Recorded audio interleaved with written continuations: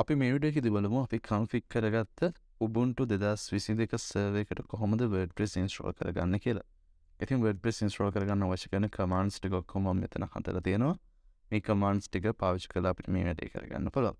මගේ VPS එකේ තියෙන digital lotion වල එකේ console එක load කරගෙන ඉන්නවා. ඔයාලා වෙන ඕනම VPS එක use කරනවා නම් ඒ අදාළ console එක load කරගන්න. එහෙම නැත්නම් terminal එකෙන් access වෙනවා නම් terminal එකෙන් access වෙලා ඉන්න. ඊට පස්සේ අපිට පුළුවන් මේ commands ටික එකින් එක run කරලා බලන්න. මුලින්ම මම කරන්න mysql වලට login එක. ඉතින් අපි කලින් server එක config කරද්දී දීපු mysql root password එක දෙන්න ඕනේ මෙතන. ඊට පස්සේ අපිට පුළුවන් අලුතෙන් database එකක් create කරන්න. මම මෙතනදී dbwp කියලා database එකක් create කරගන්නවා WordPress වලට. ඊට පස්සේ මම මෙතනදී ආපහු user කෙනෙකුයි ඒ user ට අදාළ password එක create කරනවා. මේ user කියලා කියන්නේ SQL වල user කෙනෙක්. මම මෙතන දාලා තියෙනවා dbwpusr කියලා. එයාට password එකකුත් මම මෙතන define කරලා තියෙනවා. මේ brackets ඇතුලේ ඔයාලට අවශ්‍ය password එක දෙන්න පුළුවන්. මේ brackets දෙක ඇතුලේ ඔයාලට අවශ්‍ය කරන username එක දෙන්න පුළුවන්. ඊට පස්සේ මම මෙතනදී මම මේ create කරගත්ත database name එක දීලා තියෙනවා මෙතන. ඒ වගේම මේ database username එක දීලා තියෙනවා මෙතන. මම ඒ දෙක එකතු කරලා මේ විදිහට full access එක දෙනවා. හරි. ඊට පස්සේ මන්ට තියෙන්නේ මේ ටික flash කරලා exit වෙන්න mysql වලින්. flash කළා දැන් mysql වලින් exit වෙනවා. හරි. දැන් ඊට පස්සේ මට තියෙන්නේ WordPress download කරගන්න. මම ඒකට මේ විදිහට temp කියන directory එකට change වෙනවා. ඊට පස්සේ මේ විදිහට wordpress.org එකෙන් latest version එක download කරගන්න.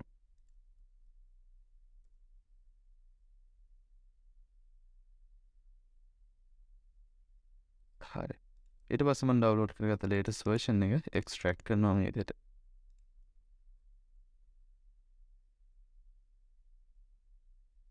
හරි. ඊට පස්සේ මම මෙතනදී අලුතෙන් directory එකක් හදනවා. wpdb වල WordPress කියලා. මොකද ඒක ඇතුලේ තමයි WordPress site ටික ඔක්කොම මම දාන්න බලාපොරොත්තු වෙන්නේ. ඊට පස්සේ මම මෙතනදී අලුතෙන් directory එකක් එක්ක මේ extract කරගත්ත WordPress එකේ තියෙන file ටික ඔක්කොම move කරනවා. එන්න මෙතන.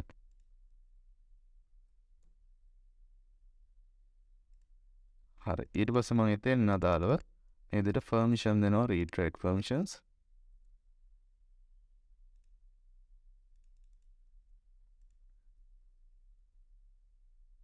හරි. දැන් මට තියෙන්නේ server එක config කරගන්න මේ විදිහට virtual server configuration එක මම කරගන්නවා NGINX වල. අලුතෙන් config file එක create කරනවා මෙහෙම. ඒ config file එක ඇතුළට මම කලින් මේ විදිහට server block එකක් හදලා තියෙනවා.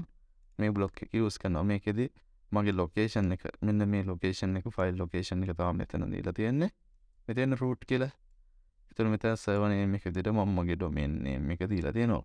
මෙතනදී www සහ www නැතුව තියෙන versions දෙකම දෙන්න ඕනේ. මෙතන PHP version එක 8.1 මම use කරන්නේ. ඒක දීලා තියෙනවා. ඉතින් මම මේ ටික මෙන්න මේ විදිහට මෙහෙම copy කරලා මේ පැත්තට ගෙනත් දෙනවා.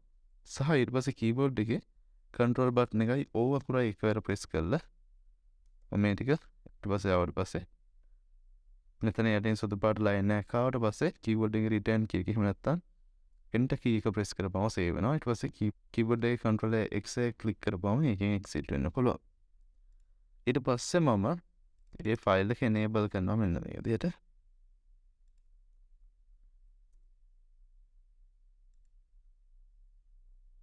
ඊට පස්සේ මම NGINX ටික restart කරනවා මගේ web server එක මෙන්න මේ විදිහට.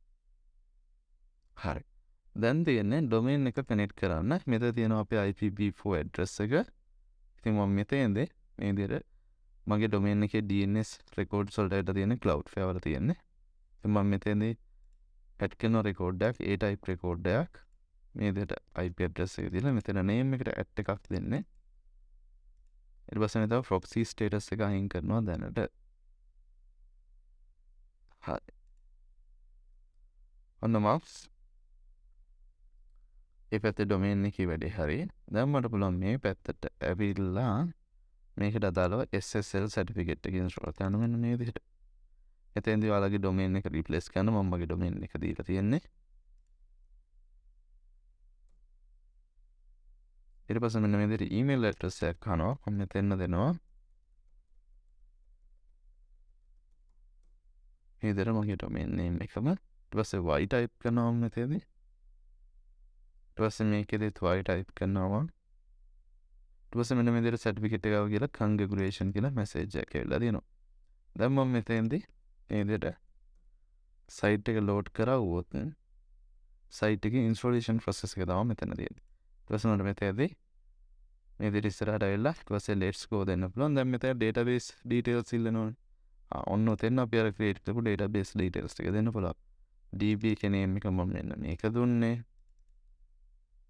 එතකොට username එක db කියන මෙන්න මේක මම දුන්නේ. එතකොට database එකේ password එක විදිහට මම මෙන්න මේක දුන්නේ. එතකොට local host එකේ තියෙන්නේ මේ ටික මම තියන්න. submit කළා. run installation දැම්මා. මම මෙතන දෙනවා site එකේ name එකට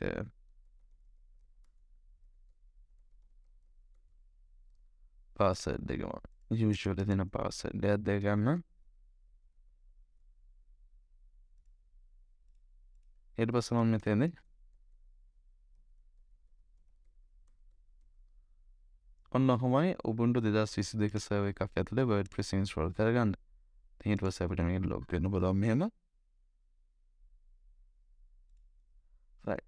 දැන් මේ ඇවිල්ලා server එකෙන් install කරානේ. ඊට පස්සේ අවසානයේ අපිට පුළුවන් මෙන්න මෙතෙන් ඇවිල්ලා proxy status ටික වහන්න ඕනේ නැත්නම් server එකේ IP address එක පෙන්වනවා. ඉතින් හරිම සරලයි. ඔන්න ඒ විදිහට තමයි අපි config කරගත්ත VPS එක ඇතුලේ WordPress installation එක කළේ.